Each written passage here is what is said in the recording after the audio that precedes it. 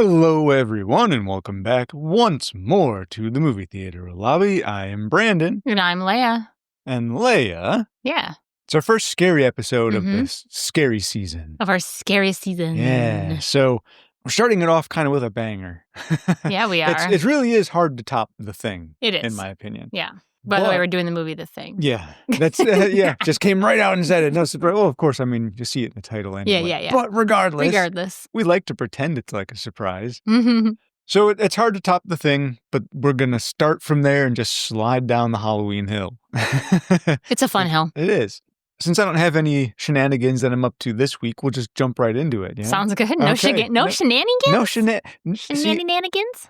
I've given up on the Brandanigans. Brandanigans. You with the words, let me tell you. Shenanigans? All right. Brandanigans. I think we've already gotten up to some whatever. Brandanigans. Yes, those. Okay. With wordplay alone. I'm going to run us through just a tiny bit of plot. Yep. And then we'll get to the rest. In case you forgot, because if you haven't seen this movie yet, fuck's sake, go see this movie. Indeed, right? And don't confuse it with the 2011 version. It is the superior By 1982 version. 1982 version. Yes. We're treated to the empty void of space as a flat, disc-like ship hurtles through the vast dark. It approaches a bright blue planet, and as it nears, heat begins flaring up around the ship as it enters the atmosphere. Next, a helicopter soars through a mountainous, snowy expanse. There's also, oddly, a dog running through the snow, and it stops and takes special notice of the chopper. Then it bolts away again. I remember watching this scene and thinking, he's going to shoot the dog. Why is he shooting at the wolf, man? Why? That poor thing. That's like one of the rules of film. You don't kill animals, Don't hurt man. the dogs. Don't do it. Although, unfortunately, this film has a lot of doggy death. A lot of dog death. But we're not there yet. No. Dogs are all still alive. Technically. Yes, okay. So anyway, the helicopter continues its pursuit and now begins shooting at it. Aw, poor puppy. Run, puppy, run. Run, Spot, run. Next, we see a sign proudly declaring United States National Science Institute Station 4. And we see a small encampment, which looks very much like a research station. Inside, we find a crew in various locales, a bunch of them in a rec room, while J&B Scotch makes its very first and very prominent appearance in this film. And the part it plays at this particular moment is the ultimate adversary of a dedicated computer for playing chess. But outside this restful research station, the wily canine brings trouble to their decidedly easy and laid-back, if not monotonous, existence. Can we back up just a second? Yes, we can. The chess game? Uh-huh. Did you know it's the only female... I mean, I don't know if any of the dogs are female, to be honest. I don't know. Yeah, it's tough to tell. They didn't say. Mm-hmm. But that is the only female presence in this entire film. Yeah, that one little computerized void. And I think it was John Carpenter's wife at the time. Yeah, Pretty sure. Adrienne Barbeau, I believe. Yeah. Mm-hmm. Yeah. Obviously, noticing the commotion outside, our heroes emerge from their solitude. Leading the charge is J&B Scotch once again, closely followed by Kurt Russell's MacReady. Followed subsequently by Keith David's Childs, David Clennon as Palmer, Charles Hallahan as Norris, and Peter Maloney as Bennings. All of them suspecting the chopper belongs to the Norwegians. It's a Norwegian chopper. No, get to the Norwegian chopper! So as they're all watching this helicopter descend upon their camp, the dog runs up and jumps on Bennings. You know that moment when you walk into someone's home and with the dog's like... and the dog kind of jumps up, puts their paws on your chest. It does that to Bennings, who, I do have to say, it turns out Peter Maloney, who plays Bennings, is afraid of dogs. So he had a very difficult time. You can see him sort of flinch back when the dog jumps at him. I thought that was kind of cute. Anyway, as the dog greets this hopefully helpful human, the Norwegians land and get out of their helicopter carrying guns and grenades. Oh God, though!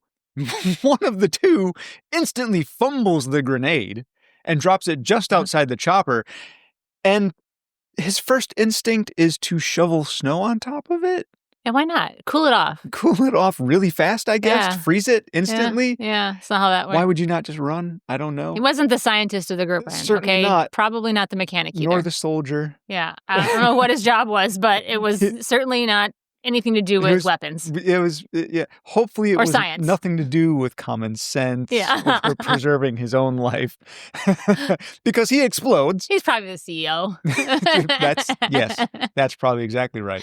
So he explodes along with the chopper. However, there's still one maniac gun-toting Norwegian. Maniac. Yeah. Because he runs out of the chopper up to the assembled men of the United States National Research Station 4. 1 or 4. It's 4. 4, yes. Just starts firing. Shouting and firing at the dog. Yeah. But in his error, he shoots Bennings in the leg. Yep. Oh, poor Bennings. Poor Bennings. At this moment, J&B Scotch jumps into the snow with MacReady right behind it, and all of the rest of the men take that prominent leader's example of J&B Scotch and all jump into the snow as well. I really like pouring on that J&B Scotch is really so heavily shown in this film. I just think it was funny. I always noticed that as a child when I watched this film. And at the time, not knowing a whole ton about alcohol, I always wondered what the hell J&B Scotch was. I always wanted to have some. Yeah, but of course. My parents would never buy it for me. So good. Everyone was enjoying it. Everyone loved it, especially MacReady. And I thought MacReady was awesome. He was cool. So finally, Donald Moffat's Gary, another character, gets introduced. He breaks a window in the station. I remember saying, what? It's like below freezing temperatures. You're breaking a window in your only shelter out in the middle of nowhere? Yeah, super cold there. Whatever. It's the Antarctic. Yeah, he's also the station commander, too. He is. So, what's his job? Commanding stuff? He's not doing a very good job. Leia, we have now just confirmed the one who dropped the grenade is the Norwegian commander. He's probably the commander, because they do stupid things. They have no common sense. So anyway, he breaks this window and shoots the armed Norwegian assailant. In the head. In the head, shooting him dead. Dead. So now... And might I mention, too, the Norwegian, while he was running at them, was shouting in Norwegian. Yes. But they don't subtitle that at all. Yes, explicitly. Explicit. No subtitles. Mm-hmm. And we'll go into what those subtitles were in a minute. Of course, we'll tell you later, but you're going to have to wait. But no subtitles just yet. And if you don't know already, sorry. If you don't know, really, go watch the movie. So with the hostilities in the area literally and figuratively dying down, Richard Mazur's Clark appears to wrangle the exhausted dog and takes it inside, while the rest of the men inspect the wreckage and Dr. Copper tends to Benning's wound. This is where we meet the rest of the crew. Wilford Brimley as Blair, Thomas G. Waits. Wilford Brimley. Oatmeal. Quaker Oats. Diabetes. No, it's not. Is that diabetes guy? Diabetes. This was one of his first kind of major roles too. Was it really? Yeah, he was around for a long time. He was a budding actor at that point. At least that's what I read. Wow. Yeah. That's crazy. Yeah. I always, for some reason, pictured him like a classical, like he was doing film in like the 1800s or something. Obviously, that's not true because he's not that old. Wilford Brimley. Quaker Oats. Quaker Oats. I don't know. I can't do a good Wilford, but aside from diabetes. His first breakthrough role was in the 1970s television show The Waltons. Then he did The China Syndrome, The Electric Horseman, Absence of Malice, like 79 to 81, but then The Thing in 1982. So it was one of his first major movie roles. Feature roles, feature film roles, I could say. Yep. So anyway, Quaker Oats Man as Blair, Thomas G. Waits as Windows, T.K. Carter as Knowles, and Joel Polis as Fuchs. Some speculation circles amongst the group. Why were the Norwegians pursuing the dog with full hostility? It's confusing. Yeah. Well, it's got to be super odd. Someone there's got to have some information. I mean, you see a helicopter crew duo. You see a helicopter, I'm going to call them a duo. You see a helicopter duo chasing a dog, and putting so much effort into a dog. And it blows up. And then one jackass blows himself up. What the hell? And the other one shoots one of your men on accident trying to shoot this dog. That's nuts. We need answers. Right. Is the U.S. suddenly at war with Norwegia? Norwegia? Why did I say that? I don't know. With Norway? They are now. At least as far as they know. Yeah. And why can't they contact anyone on the mainland? Deciding the best way to find answers is to fly to the Norwegians' camp. Mac, who's the helicopter, He's not an actual helicopter. He's Mac, the helicopter pilot. The helicopter. Takes Dr. Copper with him to go greet their nearby neighbors. Yeah. And they also are kind of in a hurry. They want to get there because apparently there's a massive snowstorm, a huge we better storm hurry, get over there, get sailing some in. answers, Right, and then get back. They arrive finding the Norwegian camp fully destroyed. Yeah. Just, it's burnt, it's charred, it's blown up. There's something's awry. Yeah, something's really wrong here. Yeah. In fact, they find the entire crew dead. They find some of them frozen. They find some of them burning. They find this giant block of ice down in their kind of loading dock area, their research area, and it's chopped open with precision. So, it looks like they had dug Cutters. or excavated something out. And then outside, they find a giant, gross, deformed, charred thing, organic type mass. Yeah, thing. A thing, for lack of a better word. Yeah, I mean, really, it's what it was. They didn't know what it was. Yeah, it was a thing of some sort. It's got identifiably human parts, yes. but it looks Not like people are melted together and stretching apart, and twisted limbs and bones, and gross, right? Yeah. So anyway, they decide the best thing to do with that is bring it back to camp. Yeah, why not? Let's bring that back to camp.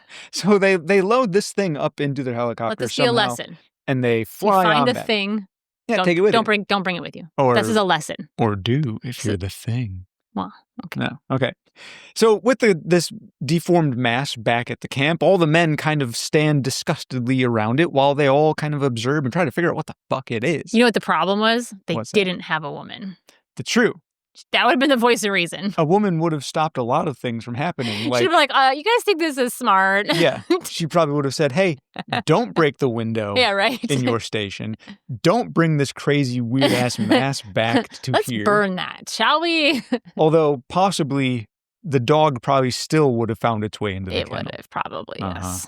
As they're all standing there looking at this crazy, deformed thing, we also get to see that the dog is looking on from the doorway as well. It's like watching. It is. It's very really much watching. Very good acting on the dog's part. This dog's name happened to be Jeb. Uh-huh.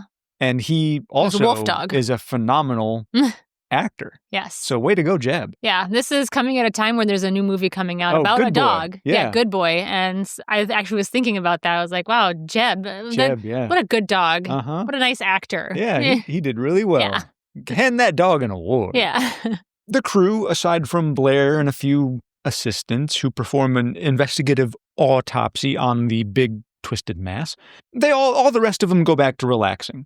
With, ironically, and I don't know if you found this poignant, but I sort of did, they're relaxing by watching a recorded episode of Let's Make a Deal. Mm-hmm. Let's Make a Deal, notorious for, at the end of the game show, choose from door 1, 2, or 3, right? It's a big guessing game. There's 2 empty doors, or 2 booby prizes, and then 1 door that has your grand surprise, right? It's a big deduction guessing game sort of thing, which is the exact sort of game, quote unquote, that the entire station will be partaking in very soon. But not, of course, before Palmer and Childs share a joint. Men after my own very heart. Yeah.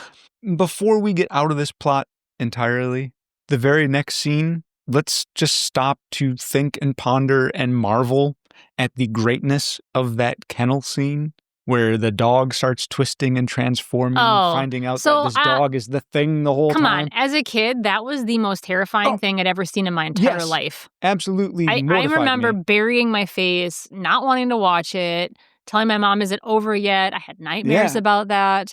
And another, again, stunning performance by Jeb. Yeah. They show him walk into the kennel and he just stands there. Mm-hmm. And the other dogs are all sleeping around him and he's just standing stoically there. And then he just lies down weirdly and just stares straight ahead. Phenomenal. So cool. Super great. Yeah. But then the scene that comes after that, holy macaroni, what the hell? Tentacles whipping around. And the other dogs getting ripped apart. Yeah, and the creature bursting, the practical effects, Leia. They were so good. Oh, so good. Oh, that poor dog that gets squirted with that liquid. Yeah. Oh, man, I felt so bad. I'm not a dog person. Like, I don't want to own a dog. Yeah. But I still love dogs. Yeah. I felt so bad for that puppy. Poor puppy. He didn't do nothing. He must have been so like, God damn it. I didn't sign up for this. I thought I was going to be the lie down dog. And instead I get the squirt dog. Squirt dog. Well, we remember you today. We do. Our hats off. Salute. Salute to you. dog with stuff in your face. Dog not named Jeb. All that aside, everyone else just sit and think about that scene for a minute, revel in its greatness. We're going to leave the movie here because I think this is pretty poignant. Now we know what the hell is going on. Mhm. Well, not really, but sort of. But yeah. This is what our plot is. Yeah. We know it now. So we're going to leave everyone else while this crew suffers with their paranoia, their terror, their fear, and death that descends upon them all in these few unimaginably terrifying hours. It's so cool to watch the spiral, and even McCready, he ended up like shooting somebody who was innocent and killing them because they were paranoid and scared of everything. I mean, it really, McCready's like anti-hero. Like he's a hero. He's just doing what he thinks he needs to do to help everybody survive. Yeah. He's trying. Yeah. But he's not perfect. No, certainly not. And you get the idea that a lot of these people are doing what they think is best. Yeah. I'm not going to go through the cast because most people know the big name actors, and we already talked a little bit about Wilford Brimley. Yeah. And everyone knows Kurt Russell. We talked about him with Death Proof. Yeah, that's I fine. love Kurt Russell. John Carpenter, I'm not going to insult anyone by going through his you should know what he's done. List. Yeah. He's amazing. I do want to mention Robert Bottin. Okay, yeah. So usually we do talk about the writers. Bill Lancaster and John W. Campbell Jr. were both writers for this.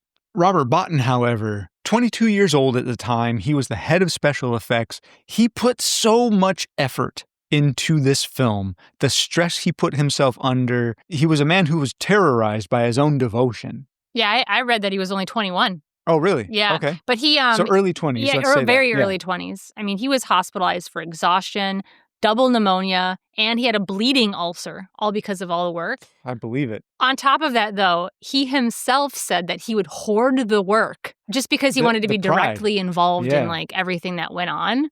So he was doing it to himself on purpose because he had a hard time letting it go. Like he wanted to be involved in all of it, to the point where he was sleeping on set. He was, I mean, like really involved. And he was suffering nightmares from the creatures he was creating. But that helped him. Yeah, it did. Because then he'd take those nightmares and he would actually use them. Bring them to life. I thought was pretty cool. Amazing. Love it. And he's done so many other things. Oh, yeah. I mean, he's since Legend, Explorers, like some of our childhood favorites. We talked about Twilight Zone, the movie. Yeah. He did some special effects for that. Total Recall. A little bit later, he did Fear and Loathing and Fight Club. But in 2002, he decided to bow out because CGI was becoming so crazy, and he just didn't want to be a part of that anymore. He was such a master of practical. Yeah. But he did come back in, I think it was 2012, to do Game of Thrones. Oh, okay. So he did special or practical effects for Game of Thrones. Gotcha. So he did come back for a little while to kind of redo his craft. But yeah. All right. He's been known as like the genius of special or practical effects. And it's so funny because when this film was released, so many critics hated the fact that this was such a practical effects heavy movie. And they said, there was people commenting about how it was excessive and the gore was too much. Yeah. And the effects were too cheap and cheesy looking to take any of it they were terrifying. Serious. Yeah. This film still, in my opinion, is one of the prime examples of what practical effects can do. Yeah. And Carpenter didn't want to show that many. He wanted to keep it mysterious. And I can't remember who it was that was like, nah, but I think it was Bottin who's like, no, we need to show these practical effects. He was also self-conscious about them because he was worried people were going to like see all of the little tiny errors that he could see, but nobody else could see. Of course, yeah. So they really worked. Perfectionist attitude. Yeah. So they really worked with lighting. So they would like light behind or they would light certain features to like really bring out certain features, but not show the whole thing as a whole. Let shadow hide the imperfections. Yeah, yeah. And that was whoever the person was that was doing the filming and stuff really wanted to showcase his work, but he was like, don't show too much, you know, like I don't like this or I don't like that. So they really had to work with the lighting and, kind of work with him on what he was allowed to show or what he was allowing to show. Oh, yeah, absolutely.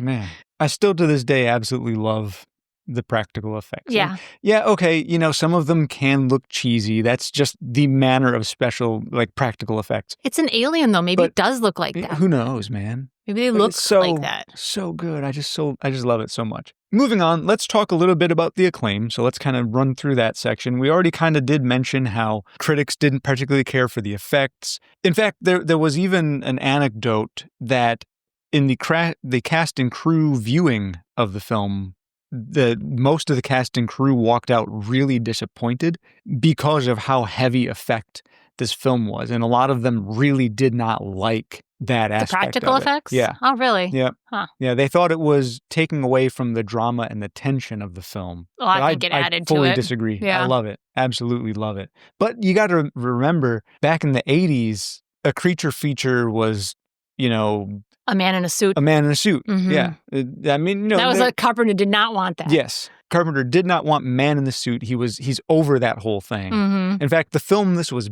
I guess, only sort of based on, this film and the previous film that I'm about to mention were both based on a novella.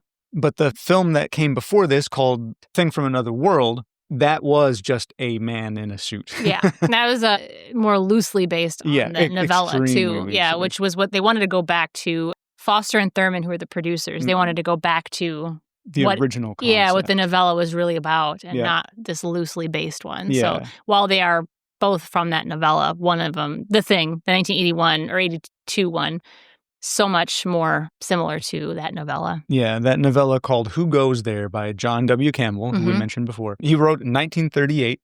Yeah. So, I mean, really a great good early stuff. sci-fi. Yeah. Really, this film did capture most of the major plot points. So, an American research station in the Antarctic, they find a crash-landed alien. It begins shape-shifting and taking over the lives and existence of whoever it consumes. You even had the infamous blood test scene is in the novella. A lot of similarly named characters. You got Blair, Copper, Gary, McCready, even dogs, very prominent. This really did capture that original spirit. When you had spoken about the practical effects and how they were kind of not happy with all the practical effects, one of the things John Carpenter had done when he was helping to edit the film after it was done, cut a lot of stuff out of it because it was just men standing around. Yeah. Talking. Just the conversation, and he the didn't, drama. Yeah, he didn't want it to be like just men standing around like a drama. So I think without all those practical effects, what else would there be? This would have been a lot slower film. A lot slower film, Mhm. yeah. So I think it was a good choice. Yeah, no, I think so too. I think it really, despite what they thought. It really pushed the film along without all the drama of everyone standing around. You just got into tension and fear when the alien is shown. And then other than that, you have the paranoia and tension with everyone trying to figure out who the hell is who or what. So I think that is, like you had mentioned, it was more of a benefit to have all those practicals and less of the drama. Yeah, absolutely. So yeah, we did mention, most critics didn't particularly care for the film when it first came out. Though oddly enough, with Siskel and Ebert, I don't always agree. They have opinions. With their opinions. And sometimes I like them, sometimes I don't. Sometimes you do. Same with any critic, obviously. But typically, Ebert, who was the guy who would often go in for sci-fi and horror films, whereas Siskel would usually not particularly care for those genres, they flip-flopped on this one. Oh, really? So Ebert was, he called this I don't remember the exact quotes, but he basically called the film trash. Yeah. He did not like this film at all.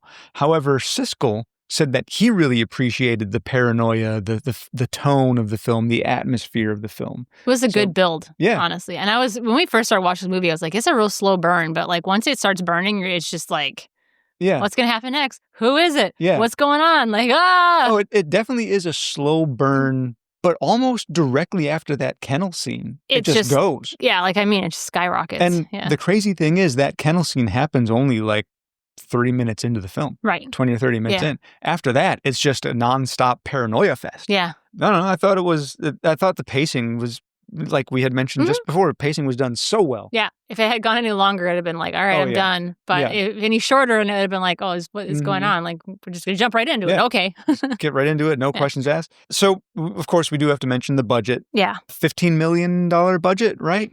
Which was more than any horror film ever gets. Yeah, and the effects too. I mean, just the creature effects cost was like $750,000 or $1.5 million. That's what it ended up being at the end. Yeah, they started the budget, with right? Yeah, they started with a very modest. Well, not modest. It was a big budget to start with. Even then, it was still big. And then it like just skyrocketed after it that. doubled. Yeah. that was a major part of that budget, which in the past has never really been like, never done that before. Especially for the studio, they've never spent that much kind of money, on effects for anything. Mm-hmm.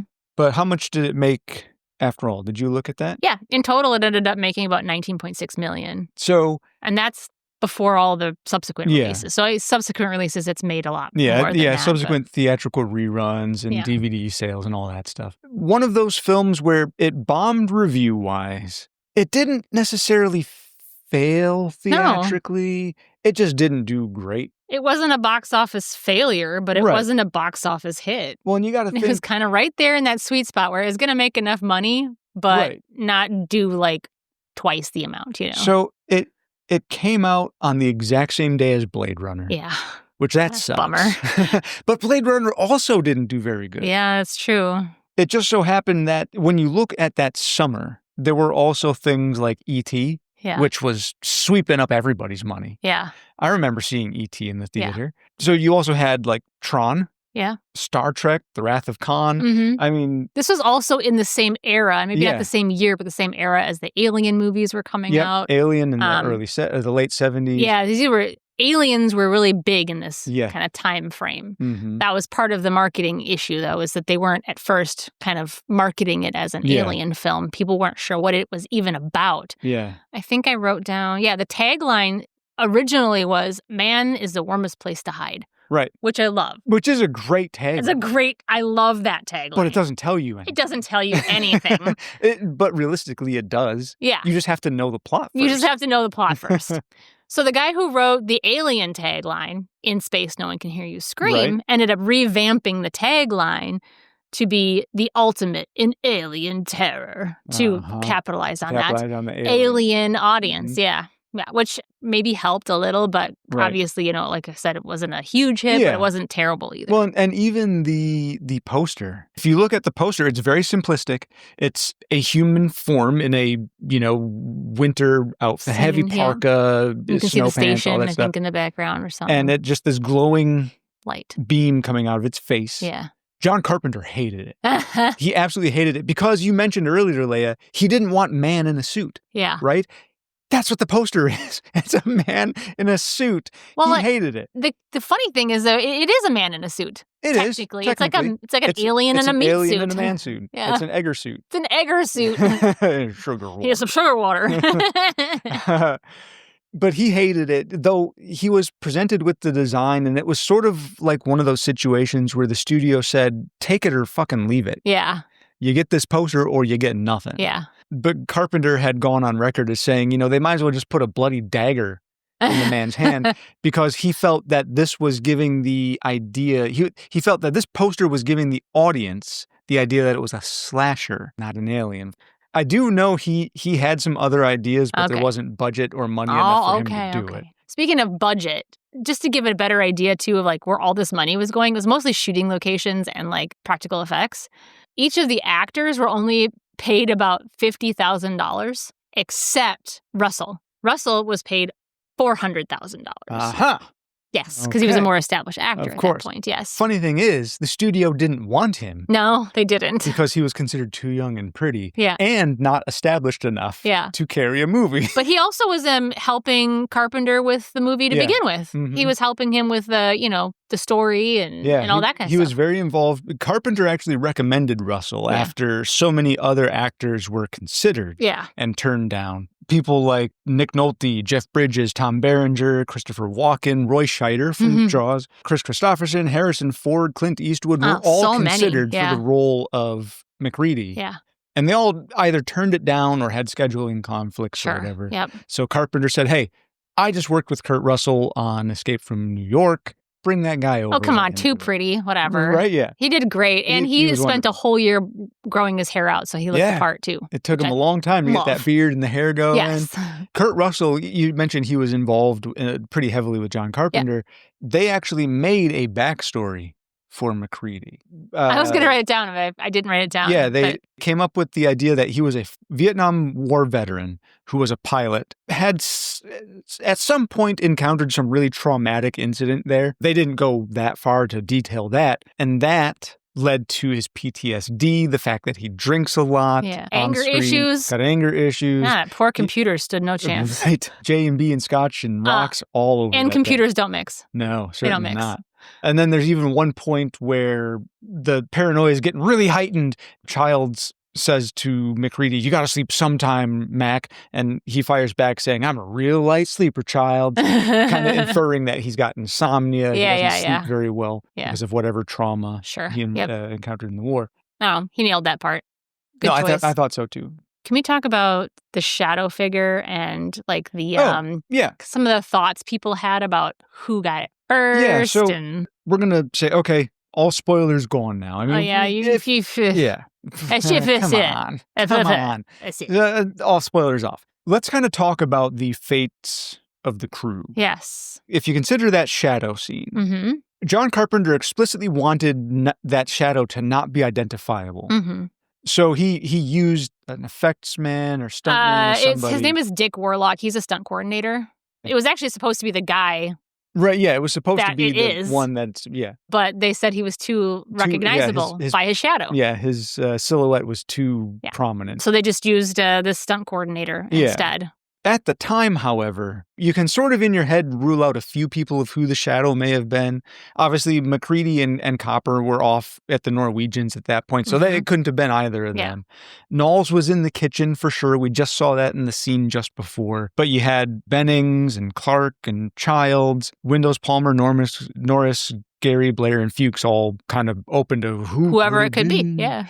It leaves that lingering mystery. But you find out later, especially when they get to the blood testing scene, you find out that some of the people there are still human. Some of them were infected, we found out then. So you really kind of narrow it down to... Some of them are just assholes. Some of them are just They're not assholes. Actually sick. Yeah. They're just assholes. Just jerky-ass people. But given the tension of the situation... You think that they are sick. Yeah, you do. That shadow, realistically, once you kind of rule out everything, after watching the film, you can narrow it down. It's likely either Palmer, Norris, or Blair. There are some people that have narrowed it down even further and give pretty good reasonings and explanations for why it was likely to be Palmer who was infected in that scene. Obviously, when you look at that silhouette, the silhouette doesn't match up to anybody. No. Of course. So you can't really just rule it out by looking at it. I remember even looking like does it look like anybody? No. No, it really doesn't. No, so you're kind of left you have to put that aside and then just, go along with the ride. The ride for that one. Do we want to go over what happens to the whole crew now, or do we want to hit that toward the end-ish? No, let's do it now. Let's do it now. It's fresh. So I don't think I'll be able to go in order of what happens to everybody because I don't remember it precisely. But for sure we're going to take Mac and Childs and we're going to put them at the end of our list because their fates technically are unknown 100%. But you have characters like Knowles, who toward the end of the film kind of gets distracted by some noises while they're setting some explosion charges. He sees something in the darkness, walks off, and he's not seen again. But you're kind of left to assume because Blair had just infected Gary, and they kind of wandered off in the same area. So you're kind of left to assume that Blair probably also infected Knowles at that point. But then you have Bennings, who gets infected kind of midway through the film. Dr. Copper gets killed by the Norris version of the thing. Clark, who's the dog handler, he's the one you were mentioning about McCready ends up shooting him because he's just about to attack McCready with a scalpel. Yeah. McCready's not having that. He gave everyone there plenty of notice. Yeah. Hey, you bring some shit to my doorstep, I'm going to shoot you. I love how they're all like, well, you killed an innocent man. Yeah. And he's like, you kidding me? Yeah, he was going to kill me. Come on. Innocent? Yeah. And then you have Windows, who you see him get killed, infected, technically by Palmer, but then he gets lit on fire by McCready. Palmer, who, when they're doing the blood test, he starts shaking and convulsing in his chair because you can tell he's infected. Norris also, at some point, you assume he gets infected from one of the dogs. Blair gets infected off screen, so he becomes a thing. Gary, who we had mentioned, gets infected by Blair. And then Fuchs, who kind of dies off screen. You just see his charred corpse out in the snow. He had been burned with a flare. Yeah, so I mean, that kind of runs down the list of casualties there, except for McCready and Childs. At the end, Childs is weird. Childs is weird. Yeah. And his fate is, their fates are technically never resolved in this film. No. And that was on purpose. Yeah. Carpenter fought to make sure that there was no, like it was left completely ambiguous. They actually filmed a happy ending. They have, yeah. But because they thought the test audiences would like that more, but they ended up not liking that more. And there's a lot of people who speculate as to which one of them is the thing and which one's not. And are they both infected? Is one of them infected? You know, is it past the infection through the J&B Scotch bottle? There's one of them that shows breath when they're talking and one that doesn't. And there's one that has a sparkle in his eye or light over his eyes and one who doesn't. There's lots of people that make these claims. Yeah. And there's even points where Carpenter has been on record as saying, I know who's infected. Yeah. But I'm not going to tell you. Sure. But that doesn't tell you anything because it could be either one of them. Yeah. It could be both of them. It could be neither of them. Yeah. There is speculation enough for people to assume that this infection takes over the host and takes their memories. So much like a Cylon, do you even know necessarily if you are truly infected? Are you even there anymore? Yeah. Is it just the thing with your memories and personality who believes it's you and doesn't actually know it's this infected alien? Or is it an infalien in an Egger suit? I almost think of it as it's like a tiny seed within that person that's kind of just with them. But as soon as it is discovered, then it takes over the person. Yeah, it's possible. So you're yourself until it decides, it's been had. It's never stated, so we never know. In fact, there's an anecdote. Again, I haven't really confirmed it, that a lot of filming and production was delayed because the cast would all stand around debating the motivations of the alien in between takes. So even the cast and crew couldn't decide on precisely how this thing would behave. And it's fun musings, though. That's the thing I love about this film. Yeah. Is it's open to so much debate and theory and speculation. My speculation, just so you know what my head's at. Well, yeah. My speculation is that they both froze to death. Okay. Thinking that was going to stop the cycle. Right. But as we saw with the spaceship being in the ice for 1,000 years, my speculation is that the bodies will be found and the thing will be released again. Very likely. Yeah. That's because they're on it's a U.S. space station, a U.S. research facility. Someone's going to find it. Undoubtedly, after enough time of non-response from the camp, certainly reinforcements or the main mission handlers would send out a team to investigate, right? In 2011, there was a Thing prequel, which dealt with the Norwegian station. I didn't particularly care for it. It was basically a rehash of this film. I'm not going to go on record as saying it was a terrible film. Some people like it, some people don't, whatever. What was it called? The Thing. Really? They just called it The Thing? Yes. Even though it's a prequel? Yes. Okay, whatever. No disambiguation at all, nothing like that. Just, it's The Thing, 2011. Although 2011 is not really in the title, that's just how people refer to it because... They're the same thing. You have to. Yeah. So in 2002, a video game based on The Thing property was released. And it takes place after the events of this movie, which also, I guess, technically would put it after the events of the 2011 one because it's a prequel, whatever. So John Carpenter has come out and said the events of that game are considered canon.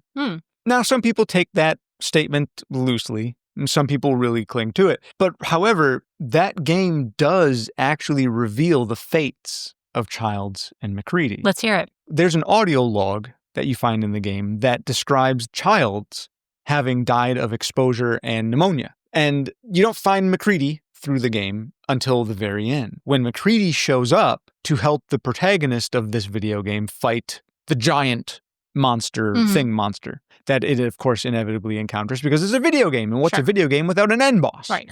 So MacReady helps destroy this thing and leaves Antarctica with the video game protagonist. Now, it still doesn't explicitly tell us whether or not MacReady was infected, because it could be that this alien life form decided the only way for it to leave this Antarctica was to show itself destroying the evil thing and still remaining incognito and flying away. Well, even in the movie The Thing, when there's monsters there, everybody in the room was fighting it. Oh, Nobody was like Yeah.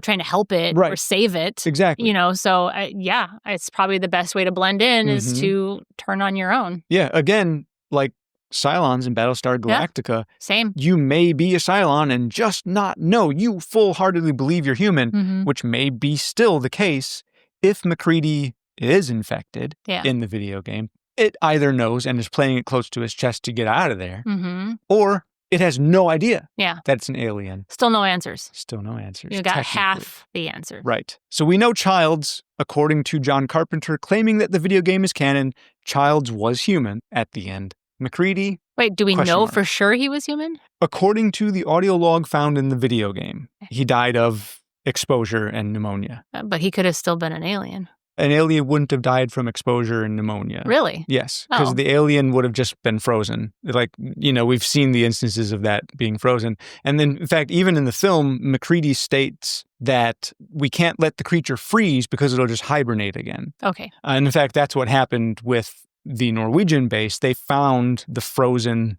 hibernating thing, thawed it out, and that's when the infection took place. When they go to visit the Norwegian base, Carpenter knew he had to film a kind of burned out, destroyed base. They were already spending so much on this film. They didn't want to build another base just to destroy it. So fortunately, they had to destroy the American base. That's part of the plot. It gets destroyed and burned up and exploded. So he just shot the destroyed American base as the destroyed Smart Norwegian thinking. base. Yeah. I mean, Carpenter had to ask for a bump from a friend for $100,000 just so they could do the simplified version of Blair's thing dying. Oh, So, Yeah. they were really, Yeah. that's a nice budget cut right there. Yeah. Yeah. Yeah, Major budget cut. Find money wherever you Yes. can, basically, Yeah. right? Yeah, because they were already asking Yeah. friends Yeah. for money. Yeah, the studio was not happy with the spending. Also, Leia, did you read about the tradition of a lot of real-life research stations in Antarctica? Did you read No. about that at all? No? Many of them, particularly the UK research stations and the Amundsen Scott South Pole Station, which is, I believe, an American station, on the very last day, most research stations in Antarctica, there's a small area of time where you can fly back and forth to resupply or bring in new people or leave the area, right? Before you're stuck there for a certain amount of time, because it just becomes, due to weather, it's impractical to send more people. So after the final flight leaves and they are now stuck there for the duration of their term, they watch a back-to-back viewing of Thing from Another World, The Thing 1982, and The Thing 2011. Oh. So that's Okay. their tradition. Huh. Which That's interesting. It's pretty cool. Yeah, that really puts you in the mood. Mm-hmm. Yeah, really gets you Jeez. set to, all right, guys, this is what you're in for. Yeah. I hope you're ready to kill each other. All right, Leia, so now we're coming to the end here. Yeah. Brandon's been talking too much. As is per pretty typical. usual. As usual. And it's time we wrap this up. But we did make a promise Yeah. early on in the episode that we would touch on one particular statement. We Oh. haven't done it yet. Oh, you talking about what the Norwegian says? Yes. Okay. It's kind of fun to leave it for last anyway, because It gives away the whole movie. it does. Yeah. And if you can speak Norwegian, Well, then the whole movie gets spoiled for you. yeah. So I really should have looked to see if, when the film was released to Norway, did they change it? I wonder. That would have been interesting. Yeah. Hmm. I should have looked that up. Yeah. Too late now. Too late now. No last minute editing, no last minute research. So, Leia, let us reveal to everybody what that Norwegian is saying explicitly without subtitles for a purpose. Yeah. And this is the reason. You guys ready? Uh-huh. He says, "Get the hell out of there. That's not a dog. It's some sort of thing. It's imitating a dog. It's not real. Get away, you idiots." And Leia, Hmm. do you love it when they say the title in the movie? Because he did. Yeah. It's a thing! But he didn't. I mean, he did, but he said it in another language. Well, you can't hold that against him. He doesn't know It's not English. a dog. It's some sort of thing. Thing. It's the thing. So yeah, Leia, that's what he says. That's what he says. And that's the big secret and the big reveal all at once. Does it sound like he's saying thing, but in another language? I don't think so. No? Okay. Well, then you wouldn't get it. No. You just wouldn't get it. You just wouldn't get it. It's fine. If you don't speak Norwegian, you just don't get it. You just don't get it. All right. Well, let's get on out of here then. All right. If you haven't seen this movie, highly recommend it. Oh, absolutely. Yeah. This film should is go see it. beyond reproach. It's one as of far the as, see before you die types of movies. It absolutely should be a must in everyone's viewing catalog. Yeah, absolutely. I mean, if you're not a fan of horror, I'm sorry. Look at it as a drama. Yeah, just find it as a drama and with close your eyes and hide your face in the blanket when the dog when the dog turns. Yeah, exactly. It's fine. All the rest That's is not as scary, but that dog sequence, man. Yeah, because it's dogs. Other parts are scary, too. It's because it's innocence. Yeah. That's why. Poor puppy. It's like watching children mutate, Oh, man. Yeah. So hard. Not good. Well, Leia, we do also have to mention, this is our 51st episode. We crossed our 50 threshold and didn't even mention it. Yeah. 50. 50. What a big deal, right? Easy breezy. But that was Sisu. Yeah. So that's appropriate. Yeah. And this is our 51st one. We are very closely nearing our 1 year anniversary. Our 1 year, in November. Yeah. And we'll talk more about that when we get there. We're not going to do anything super special, I imagine, because we don't have money for anything special. But we'll at least acknowledge it. Yeah. And if you didn't know, about this time last year, we did a few mini episodes. We did one every day in October. It's called The Basement Chronicles. It's something you can go and look up online, and you can listen to those episodes as well if you want to kind of hear some more dramatic. It's us, very, very amateur Brandon and Leia, just so messing fun, around, having fun. We released, I think they're between like 5 and 10 minutes. I think some of them went a little bit crazy. Yeah, they're not that long though. It's us having fun. It's not at all serious. In fact, a lot of it's very silly and stupid, but fun. Yeah. Just us playing around in an imaginary world where we get locked in the basement. The basement of the movie theater lobby, where we encounter movie props, and then we get stuck in the related movie scenarios. Yeah. Sort of. Anyway, fun. Check it out. It's exclusively on YouTube. We don't have an audio version of it. Nope. But I do also want to real quickly just read a few Apple Podcast reviews. Yeah. We only have 3 written reviews on Apple Podcasts. One of them I'm just not going to read. Don't read it. Somebody didn't like us. To hell with that. Anyway. They're wrong. Yes, I agree. So the other 2, one we've already mentioned in the past, but I'm going to call it out again. Okay. Written by End of Time Travel, who is our friend Jason Parker. Hey, Jason. He said, "Good movie pod. 5 stars, of course. Love this pod. Good fun facts about the movie they are breaking down. I'm not a bot. I know this review sounds like a bot wrote it, but I'm really just tired." Which I still love that review. I think that's awesome. He cracks me up. Jason gets me all the time. And then we have a newer one written by Maxi0007, and it's just titled Movies. 5 stars. So thank you very much, Maxi0007. And this is a super flirty, fun pod. They have good flow and epic chemistry. You can tell they enjoy doing the research. And we really do. We really do, yes. I don't know. We kind of discovered maybe people don't like listening to us drone on and on and on every single week, which is why we cut it back to once a month. Right. But, oh man, we really do love doing the research for these films. And we learn so much about these films. And actually, we get a better appreciation for these films. And that's kind of the whole purpose of this podcast, is so that you can get a better appreciation for these films as well. Come to love a lot of films even more. And some films where I didn't really love them to begin with. Yeah. And then I was like, actually. Okay, you know what? There's some cool things to know. There's some good things about this film, yeah. Thank you to everyone who's left ratings and reviews. And anyone who does, we will be more consistent on writing these up. When we first started, we had a huge backlog of recordings, so it was hard to be current on things. Now we are pretty much kind of up to date. Yeah, We're doing these almost weekly now. Yeah, we are. And we have our What You Did Say episodes that we get through pretty quickly because they're not research-based. They're just us talking about a film and giving our opinion on the thing. So we can even start including these more there. So anybody who listens, please, if you want to leave us ratings and reviews, please do so. We may even start going through the comments on Spotify and everything else like that too. We get a lot more comments there. Jason Parker, you're freaking epic. Thank you, dude. But by all means, we'll start bringing in a little more of these comments as we go. Sure. Yep. Find the show on Blue Sky primarily. I still keep talking about how I'm going to start digging into some other social media, but I'm so lazy, Leia. Yeah. That's all right. Oh, man. We're shutting the website down, so you'll be able to find us there anymore. Website's going away. Yep. We don't really update it a whole lot, No. and it doesn't really get traffic or viewed anyway, so screw it.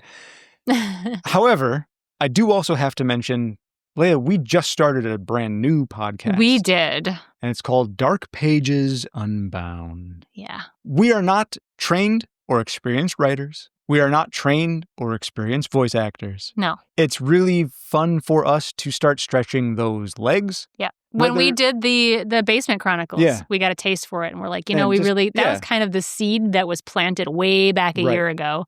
We're like, it would really be fun to write horror stories and then act them out. Yeah. I'm not going to lie. There are many better writers out there than me. There are many better actors out there than me. But I'm having fun. And we hope you guys do too. And it won't be exclusive to just our writing. So we are also taking submissions for that one as well. So we do have a few stories ready to go that Leia and I have both written. And if you don't want to hear any more of our writing, submit your own. Or give us suggestions of a story you'd like us to perform. Yeah. If you don't appreciate our acting, might I suggest just not listening, because we do not have money to pay any other actors. So it's going to be just us. Unless we can somehow get monetized, then great.